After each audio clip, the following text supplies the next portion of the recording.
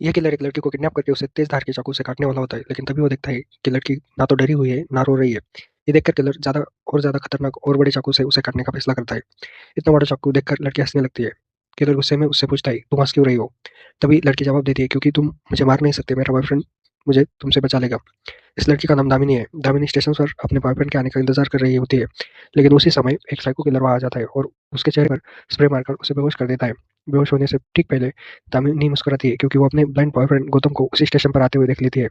Killer जब देखता है कि सामने वाला लड़का अंधा है, वो तो चुपचाप दामिनी को उठाकर वहां से चला जाता है। गौतम को कुछ गड़बड़ महसूस होती है, वो दामिनी को आवाज देता है। थोड़ा इधर उधर ढूंढने पर उसे दामिनी की रिंग मिल जाती है। अब उसका शक यकीन में बदल जाता है कि उसकी गर्लफ्रेंड किसी बड़ी मुसीबत में है। अब आगे क्या होता है, चलिए जानते हैं। सो कहानी की शुरुआत एक सुनसान जगह से होती है। क्या इस कहानी का साइको किलर एक लड़की को बिस्तर पर लेटाकर उसके साथ हाथ पैर बांध देता है। बिना उससे एक शब्द बोले वो उसका सर धड़ से अलग कर देता है। लाश के बाकी हिस्से को वो एक दूसरी जगह ले जाकर रख देता है। सुबह यह मामला पुलिस तक पहुंचता है। पुलिस सारी फॉर्मेलिटी पूरी करती है और जांच शुरू हो जाती है। इसी शहर में हमारा हीरो गौतम भी रहता है। गौतम देख नहीं सकता, लेकिन उसे दामिनी नाम की एक रेडियो जॉकी को सुनना बहुत पसंद है। वो रोज उसका शो सुनता है और धीरे धीरे दामिनी से उसे प्यार हो जाता है।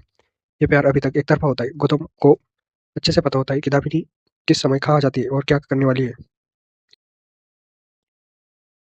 वो अपने दोस्त राज नायक की मदद से उसे फॉलो करता रहता है।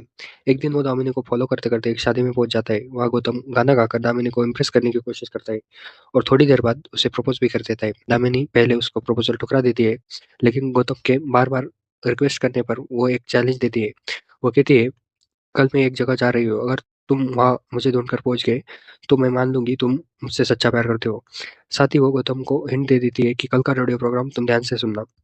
अगले दिन गौतम पूरे ध्यान से दामिनी का रेडियो शो सुनता रहता है। उधर रात के समय दामिनी रेलवे स्टेशन पर गौतम का इंतजार कर रही होती है। उसे पूरा भरोसा होता है कि गौतम जरूर आएगा, लेकिन काफी देर इंतजार के बाद भी गौतम नहीं आता। उसकी जगह वहाँ साइको किलर आ जाता है और दामिनी को बेहोश कर देता है। बेहोश होने के पहले दामिनी गौतम को आते हुए देख लेती है और उसके चेहरे पे मुस्कान आ जाती है। गौतम वहाँ पहुंचते ही दामिनी के परफ्यूम की खुशबू पहचान लेता है। वो उसे आवाज लगाते हुए बेच की तरफ बढ़ता है।